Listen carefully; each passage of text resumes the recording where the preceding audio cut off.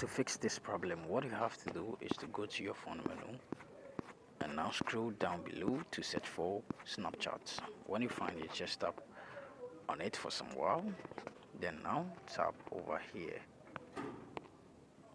And when you tap there, you're going to get into Snapchat app info. So what you have to do when you get here is to tap on storage and cache, then tap on a clear cache. Now go back, tap on the first stop, then tap on OK, tap on permissions and make sure the show notification is toggled on. After that, go back and tap on mobile data and Wi-Fi and make sure the background data is toggled on.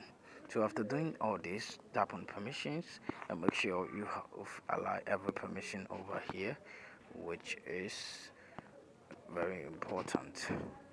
So after doing this, what you have to do is to go to your phone menu again and try to search for Google Play Store. So tap on the Google Play Store app. When you tap on it, try to search for Snapchat and tap on it.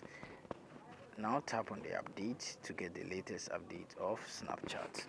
So after updating your device or after updating your Snapchat account, what you have to do is to tap on power button for some while, then you tap on restart, then you tap on OK, and this problem is going to be fixed. Thank you for watching this video.